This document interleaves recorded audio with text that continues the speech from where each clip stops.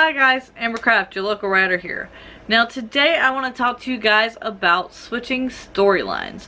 This is something that's become very popular suddenly over the last couple years that I didn't really ever think about before it started happening. Now this is something I actually notice more in YA and middle grade, more so than I do in adult books. But there are actually a few that are still like that.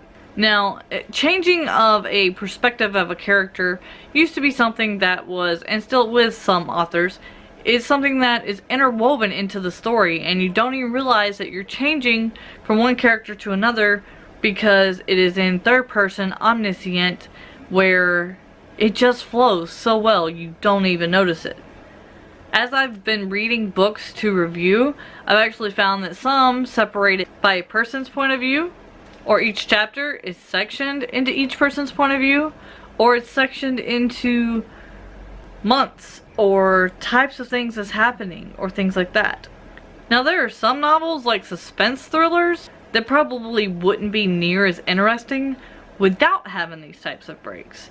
But there are some that to me just don't really mesh well and leave a reader actually more confused. Now don't get me wrong, there's nothing wrong with having different viewpoints when done well. Some of my favorite writers actually still do this.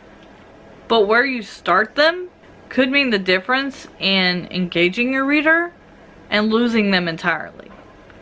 This also can mean that they're confused about who your main character is. Now the rule of thumb is to establish your main character and have the reader get hooked before you start switching storylines.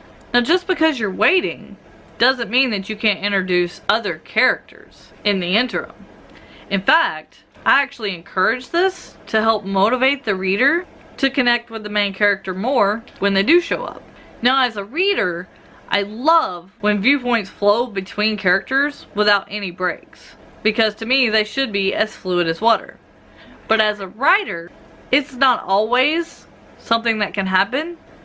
But instead of actually separating each thing by chapter so that a chapter is not one page long, I use section breaks instead to keep the story flowing. What's the storyline like in the books that you read? Let me know.